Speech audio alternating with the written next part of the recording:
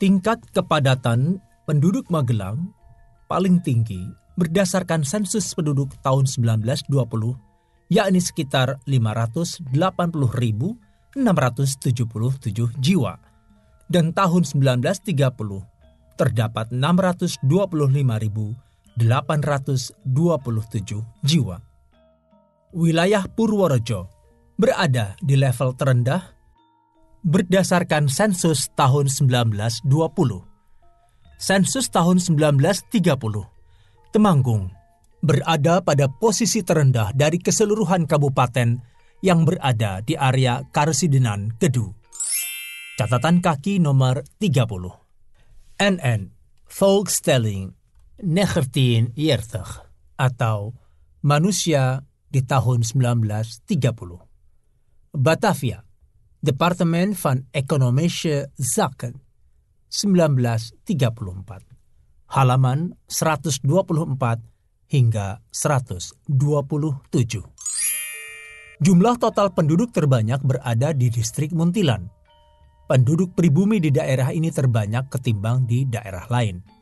Sementara, jumlah penduduk Tionghoa dan Eropa di area itu menempati urutan kedua setelah Magelang. Jumlah penduduk Tionghoa dan Eropa terbanyak berada di distrik Magelang. Di antara distrik Magelang dan Muntilan, jumlah penduduk Tionghoa di kedua wilayah itu lebih dari 2.000 jiwa. Fakta ini menunjukkan pecinan atau pemukiman orang Tionghoa di kedua area itu sangatlah tinggi. Untuk komunitas Eropa, mereka lazimnya menghuni distrik Magelang bagian kota dengan jumlah mencapai 4.000 jiwa lebih. Infrastruktur penting bagi karakter lokal Magelang ialah hadirnya sekolah Pangreh Praja atau Ambtenaar. Hoofden School atau sekolah para calon kepala pribumi ini hanya ditemukan di 4 kota ketika dibuka tahun 1878, yaitu di Serang, Magelang, Probolinggo, dan Bandung. Catatan kaki nomor 31. Arsip Nasional Republik Indonesia. Besluit van Gouverneur-Generaal 30 Maart 1878 atau Keputusan Gubernur Jenderal tanggal 30 Maret 1878, nomor 21, dalam Bundel Algemeen Secretary. Magelang dipilih dengan harapan penempatan alumninya menjangkau seluruh wilayah Jawa Tengah. Secara resmi, sekolah ini baru memiliki gedungnya sendiri pada tahun 1893. Karena menunjang struktur pemerintahan, sekolah ini sukar dilepas dari pengaruh perkembangan birokrasi. Saat Belanda melakukan reorganisasi pemerintahan atas Karesidenan Kedu tahun 1901, Hoofden School juga mengalami peningkatan status. Namanya disalin menjadi Osvia atau Opleidingsschool voor Inlandsambtenaren atau sekolah latihan untuk pejabat pribumi. Sejajar dengan sekolah menengah dan hanya menerima siswa lulusan sekolah dasar pribumi kelas 1 dan kelas 2 atau Eerste en Tweede Klas in Inlandsschool. Catatan kaki nomor 32. Muhammad Said dan Junimar Alfian. Mendidik dari zaman ke zaman. Bandung, Jemars, 1987, halaman 61. Perubahan selanjutnya pada tahun 1927, seiring terjadinya reorganisasi pemerintahan atau Bestuur Hervorming yang membentuk unit pemerintahan teritorial provinsi. Status sekolah ini naik lagi, setara dengan sekolah menengah atas dan diberi nama Mosvia, Middelbaar Opleidingsschool voor Inlandsambtenaren. Mereka juga menerima alumni dari MULO, atau Meer Uitgebreid Lager Onderwijs, atau setara sekolah menengah pertama, dan juga alumni ILS atau Europees Lager School atau sekolah dasar Eropa. Catatan kaki nomor 33. E.J. Brugman, Geschiedenis van der Onderwijs in Nederlands-Indië atau Sejarah Pendidikan di Hindia Belanda, Batavia 1938 atau Batavia 1938, penerbit J.B. Walters, halaman 293. Sewaktu Mosvia Magelang diresmikan, lokasi sekolah di alun-alun, memakai bangunan bekas kantor asisten residen yang jabatannya dihapuskan. Usai terbentuknya Kota Praja Magelang pada 1906. Catatan kaki nomor 34. Stadblad van Nederlands-Indië atau Lembar Negara Hindia Belanda, tahun 1906, nomor 125. Alun-alun adalah ruang terbuka terluas untuk morfologi Kota Magelang, berketinggian pada 1272 kaki di atas permukaan laut. Catatan kaki nomor 35. Magelang dalam P.J. Fith, Aardrijkskundige en Statistisch Woordenboek van Nederlands-Indië, tweede deel, atau P.J. Fith, Aristokrat dan Kamus Statistik Hindia Belanda, edisi kedua, Amsterdam 1863, penerbit P.N. van Kampen, halaman 406. Keterangan gambar halaman 17. Terdapat foto hitam putih dari para siswa Osvia yang tengah berpose di depan sekolah mereka. Terdapat 6 orang siswa pribumi dan 1 orang Eropa dalam foto tersebut. Para siswa pribumi mengenakan baju beskap maupun jas dan semuanya berkain batik. 2 orang mengenakan blangkon, sisanya memakai topi ala Eropa. 2 di antara mereka terlihat memegang meja jalan. Satu-satunya orang Eropa dalam foto itu mengenakan kemeja lengan panjang tanpa kerah dan celana panjang, semuanya berwarna putih, dengan memakai topi yang menyerupai topi masinis kereta api, dan ia seperti membawa tongkat. Di depan mereka terdapat 2 tripod yang menyangga semacam alat kecil yang biasa digunakan untuk mengukur kontur tanah dalam proyek pembuatan jalan. Sumber foto berasal dari KITLV atau Koninklijk Instituut voor Taal, Land en Volkenkunde atau Institut Kerajaan untuk Bahasa, Tanah, dan Etnologi. Sekitar alun-alun terdapat kantor kabupaten serta kantor asisten residen, juga simbol kehidupan sosial Kota Magelang, seperti Gereja Kristen Protestan, Gereja Katolik, Masjid Agung, dan Kelenteng Tionghoa. Masjid Agung ialah bangunan tertua yang dikembangkan oleh Bupati R.A.A. Danoningrat I tahun 1812. Kelenteng Leong Hok Bio didirikan oleh tokoh Tionghoa Magelang di bawah Kapten Bi Kun Wi pada tahun 1863. Catatan kaki nomor 36. Tempel Leong Hok Bio 90 jaar atau Kelenteng Leong Hok Bio 90 tahun dalam The Lokomotif, edisi 18 September 1954, lembar kedua. Gereja Katolik didirikan pada 1890-an selepas pemerintah Belanda mengizinkan karya misionaris Katolik di Hindia. Catatan kaki nomor 37. J.H. van der Velden, de Rooms-Katholieke Missie in Nederlands-Oost-Indië, 1808-1908. Een historisch schets, atau yang artinya kurang lebih adalah J.H. van der Velden, Misi Katolik Roma di Hindia Timur Jauh, sketsa sejarah 1808 hingga 1908, Hertogenbosch 1908, penerbit LCG Malmberg, halaman 220. Pendiri gereja ini adalah Pastor Franciscus Vogel, sebagai pastor permanen pertama di Magelang, yang saat itu masih termasuk dalam paroki Yogyakarta. Keterangan foto pada halaman 19. Bagian kiri terdapat 3 foto hitam putih bangunan penting di Magelang pada masa Hindia Belanda yang bersumber dari KITLV. Masing-masing dari atas ke bawah adalah water toren atau menara penyimpanan air, kemudian di bawahnya adalah Masjid Agung, dan di bawahnya lagi adalah gambar gereja BPIB Bethel. Sedangkan bagian kanan memuat foto-foto berwarna ketiga bangunan tersebut pada masa kini, dan sumber foto-foto itu berasal dari Direktorat Sejarah tahun 2018. Alun-alun menjadi sentra dari 4 arah jalan utama melewati Magelang. Poros utara-selatan lebih dominan sesuai sentra utama gravitasi morfologi regional, yaitu Semarang di utara dan Yogyakarta di selatan sebagai pusat aktivitas strategis.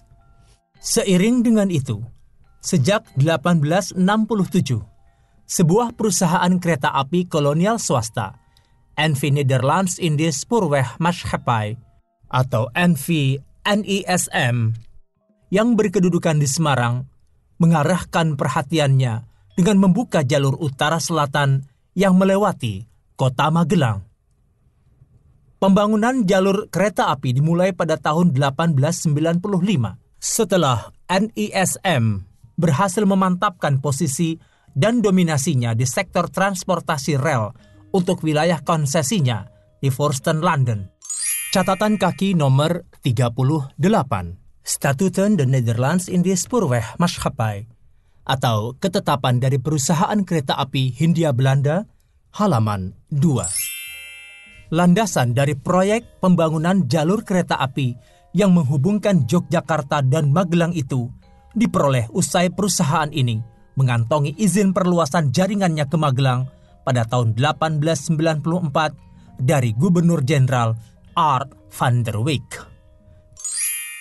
Catatan kaki nomor 39, Arsip Nasional Republik Indonesia, Massive Government Secretary aan den NV-NISM, tertanggal 24 Januari 1894 nomor 242, atau Surat Perintah Sekretaris Pemerintah untuk NV-NISM tertanggal 24 Januari 1894 nomor 242, Bundel Algemeen Secretary. Keterangan gambar halaman 20. Terdapat foto dari titik 0 km atau yang sering disebut sebagai Tugu Anim Kota Magelang yang berada di sebelah timur laut alun-alun, berupa bangunan berbentuk lingga dengan atap joglo di puncaknya, diselingi cakram lingkaran di 2/3 bagian bawahnya. Tugu ini memang lebih familiar dengan nama Tugu Jam Aniem yang merupakan akronim dari Algemeen Nederlands Indisch Elektriciteit Maatschappij, yaitu sebuah perusahaan penyedia gas dan listrik swasta di zaman Hindia Belanda. Berdiri pada bulan Maret tahun 1924, tugu tersebut dibangun untuk menandai dimulainya pembangunan sarana listrik di wilayah Magelang. Sumber foto berasal dari Direktorat Sejarah tahun 2018. Bertolak dari pemberian tersebut, perwakilan NV-NISM di Yogyakarta lalu menghadap Residen Kedu Y. Arment menyampaikan maksudnya. Untuk mewujudkan konsesi pembangunan jalur ini, hanya tanah pemerintah atau government ground yang diutamakan sebelum pemegang konsesi membeli tanah lainnya. Berdasarkan kesepakatan dengan Ament, November 1896, proyek pembangunan jalur kereta api dimulai dan butuh waktu 2 tahun untuk merampungkan hingga mencapai stasiun Kota Magelang pada tahun 1898. Yang diresmikan penggunaannya pada 1 Juli 1898. Catatan kaki nomor 40. De Vestelijke Opening der Tramlijn Jogja-Magelang dalam De Lokomotief, tanggal 4 Juli 1898, lembar kedua. Keterangan foto halaman 21. Terdapat foto hitam putih berupa rel kereta api yang melintasi Magelang di daerah perbukitan. Sumber foto berasal dari Arsip Nasional. Animo warga Magelang terhadap kehadiran sarana transportasi ini sangatlah tinggi. Faktor ini kemudian memotivasi pihak perusahaan memperluas jaringan rel kereta api mereka. Rencana itu juga tidak bisa dipisahkan dari niat perusahaan menarik jalur rel dari stasiun Magelang Kota ke utara menuju Secang, lalu Temanggung, Parakan, serta disambungkan jalur utara mencapai stasiun Ambarawa dari Kedung Jati. Catatan kaki nomor 41. Nieuwe dienstregeling NISM atau Jadwal Baru NISM dalam The Lokomotif tanggal 23 Desember 1902 lembar kedua. Langkah pertama ialah meminta residen Kedu membebaskan lahan bagi jalur ke utara dari lokasi di Kampung Kebon Dalem, Magelang Utara, Wates, untuk dipakai sebagai stasiun transit. Catatan kaki nomor 42. Meetbrief atau Surat Pengukuran nomor 23, 4 Agustus 1898, Bundel NISM. Usai izin keluar, maka pada bulan Agustus 1898, pembangunan pun dimulai, dan sejak 1900, kereta siap ditarik menuju Secang. Catatan kaki nomor 43. Arsip Nasional Republik Indonesia. Beslag van Gouvernour-Generaal atau Surat Keputusan Gubernur Jenderal tertanggal 20 Desember 1900 nomor 5. Bundel Algemeen Secretary. Keterangan foto halaman 22. Terdapat dua buah foto yang membandingkan kondisi stasiun Magelang Kota Kebun Polo. Sebelah kiri adalah foto berwarna yang menunjukkan kondisi stasiun Kebun Polo masa kini yang telah berubah menjadi terminal angkot sejak 2007.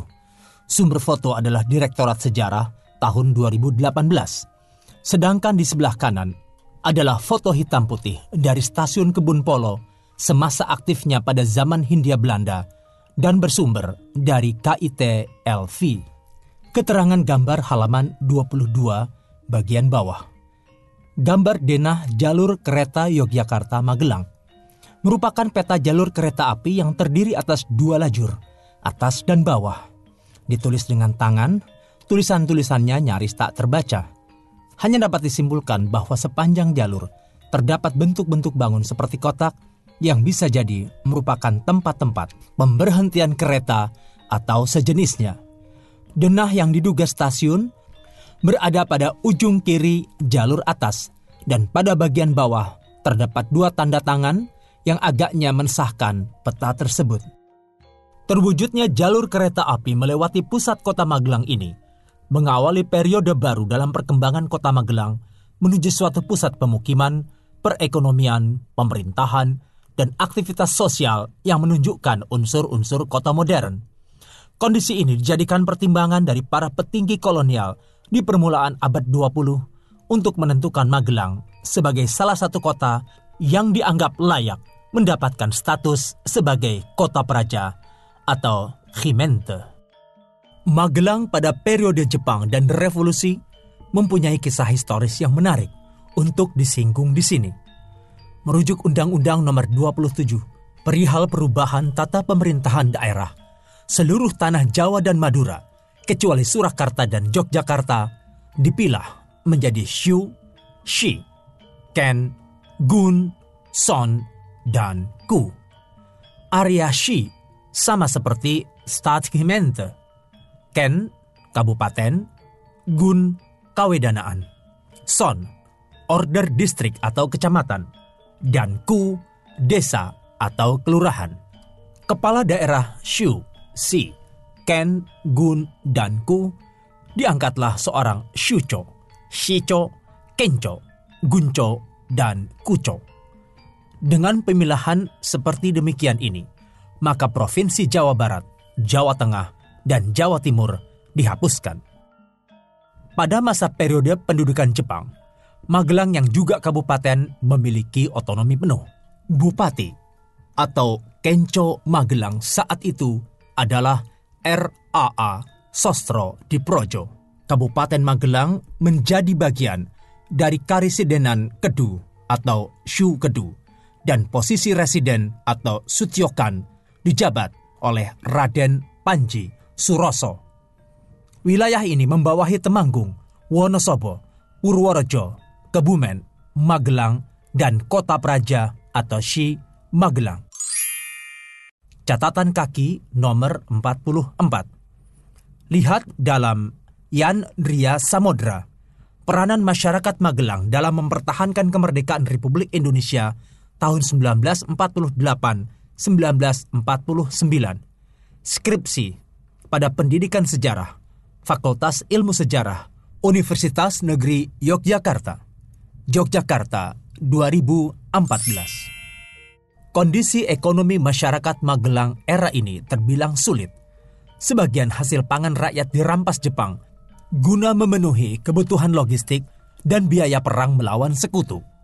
Padahal masyarakat beranggapan tumbangnya pemerintah Belanda dan digantikan oleh Jepang, maka penderitaan dan kesengsaraan rakyat akan berkurang. Tetapi kepedihan warga justru malah bertambah. Pada 15 Agustus 1945, Jepang bertekuk lutut terhadap sekutu. Situasi ini dimanfaatkan golongan muda mempersiapkan proklamasi kemerdekaan selagi Indonesia mengalami kevakuman kekuasaan. Tanggal 17 Agustus 1945, bangsa Indonesia memproklamasikan kemerdekaannya. Berita proklamasi tidak langsung diterima warga Magelang.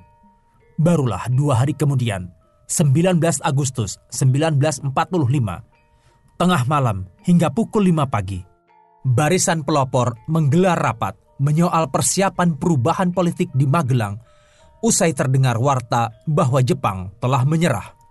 Dalam rapat, Sosro Diprojo menghimbau barisan pelopor supaya tenang menghadapi keadaan ini. Sotiokan Raden Panji Suroso sepulang dari Jakarta juga memahami perubahan politik yang terjadi. Pada 3 September 1945, barisan pelopor bergerak bersama rakyat menuju kediaman RP Suroso pada pukul 21.00. Mereka menuntut Suroso mengumumkan secara resmi kemerdekaan Republik Indonesia kepada rakyat Magelang. Juga menyatakan kebulatan tekad bahwa Karasidenan Kedu adalah bagian dari wilayah Republik Indonesia. Akhirnya, Suroso memenuhi desakan itu dengan berpesan supaya jangan terlalu gembira untuk menjaga perasaan Jepang yang sedang kalah perang. Maka di Magelang dibentuklah BKR atau Barisan Keamanan Rakyat yang anggota-anggotanya merupakan ex-anggota KNIL, PETA, dan Heiho. Di antaranya terdapat nama-nama Muhammad Sarbini, Ahmad Yani, Maryadi, Kun Hamdani, Slamet Sudibyo, Suryo Sumpeno, Suratman, dan lain sebagainya.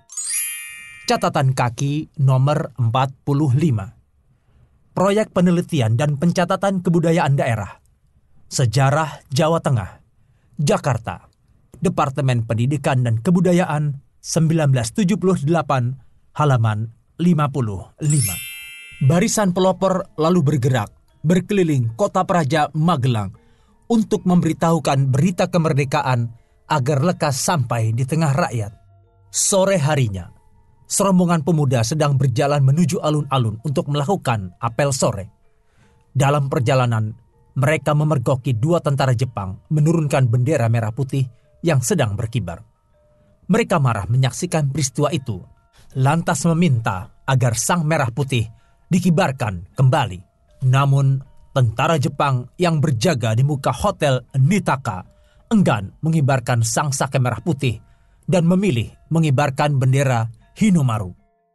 Sederet pemuda lainnya berusaha mengibarkan sang merah putih, namun tentara Jepang mengepungnya. Bentrokan pun tak terhindarkan dan tidak seimbang. Dalam duel ini, 3 pemuda Magelang gugur terkena tembakan senapan Jepang. Catatan kaki nomor 46.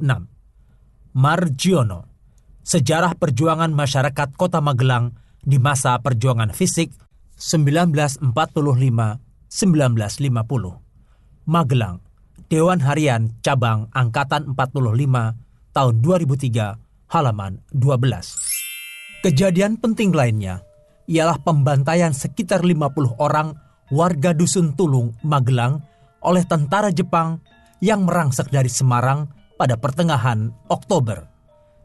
Kasus ini memicu pecahnya pertempuran 3 hari di Magelang. Pada 19 Desember 1948, pasukan Belanda bercokol di Gombong sejak agresi Belanda I mulai bergerak ke Purworejo dan Magelang. Sehari kemudian, Belanda memasuki Magelang tanpa memperoleh perlawanan rakyat yang berarti. Pasukan TNI bersama warga lokal lalu melancarkan aksi Bumi Hangus.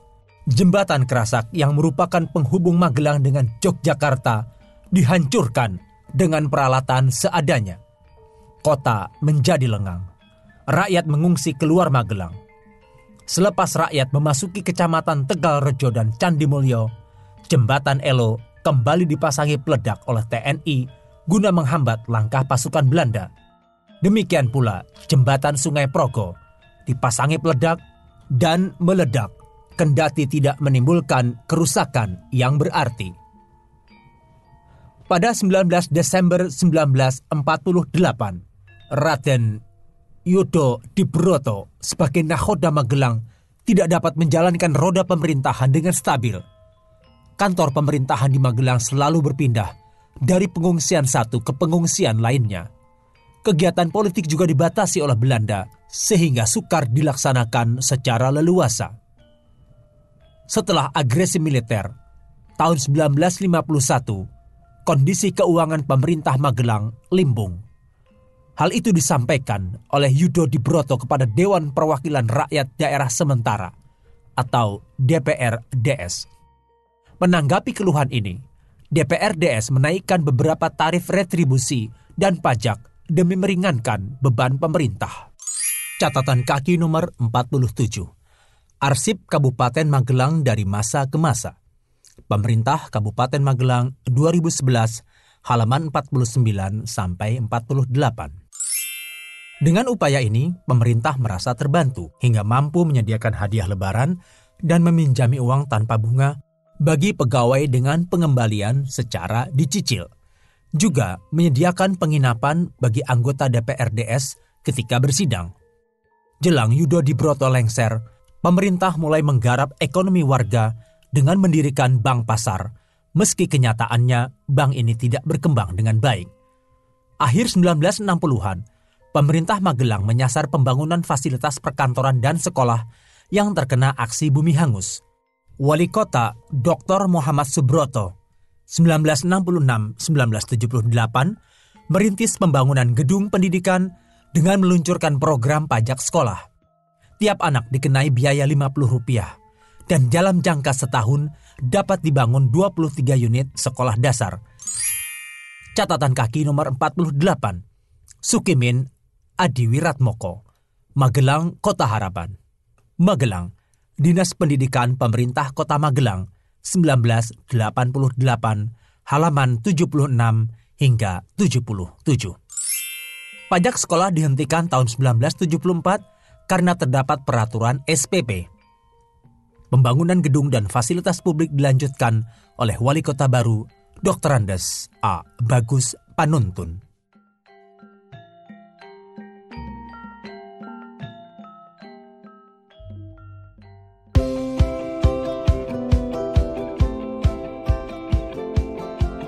Dengarkan bagian selanjutnya hanya di channel Dengar Buku.